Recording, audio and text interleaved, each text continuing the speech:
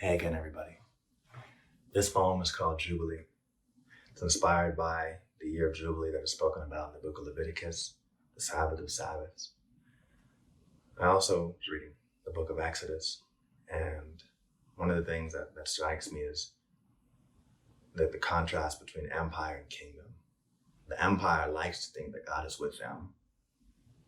He's often not, even though they say he is. We look no further than January 6th, right? And so this poem is this contrasting empire and kingdom. And in our country, America, white America has built an empire, a global empire. And we've said that it's for God and because of God. We've blasphemed God. This poem is looking at that. Looking at how America, specifically white America, prefers power of God to his presence. And what does it look like for God to really be present? Because we know the kingdom is upside down. The last shall be first, the first shall be last. America has prided itself on being first. According to the scriptures, that means that it should be last. So sit with me. Listen.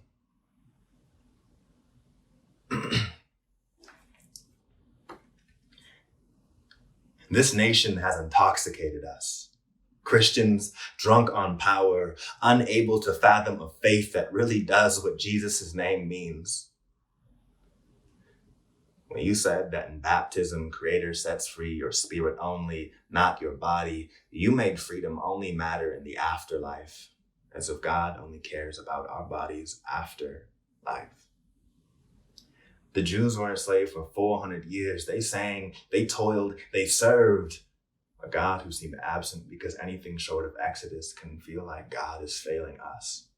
God, you promised us freedom and land, but do we want his promise, his power, or do we want his presence? And I know it's not either or, but do we really feel like God abandoned us for 399 years of our bondage and was faithful and present only the 1 year he powerfully delivered us? Foolish and short-sighted.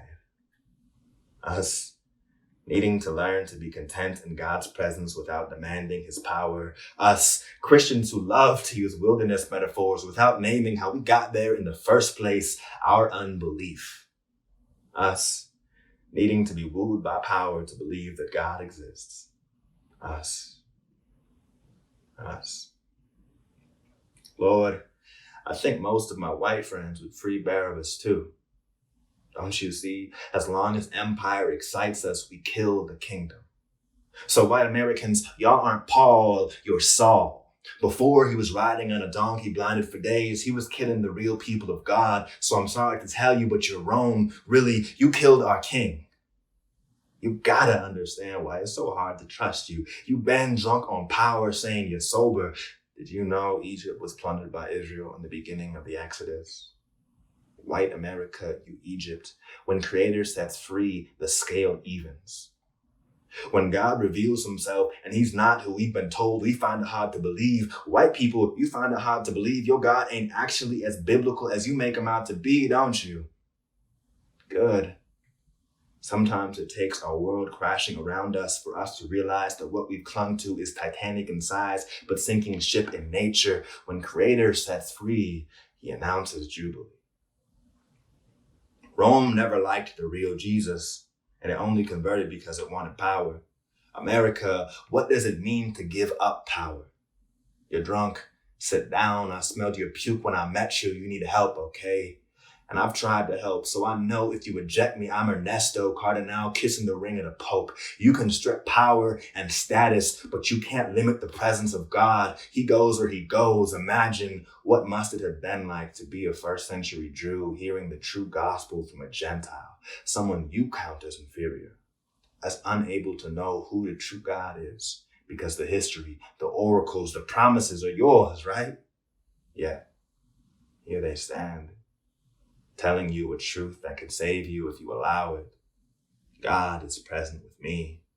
And he wants to be present with you as well, with us.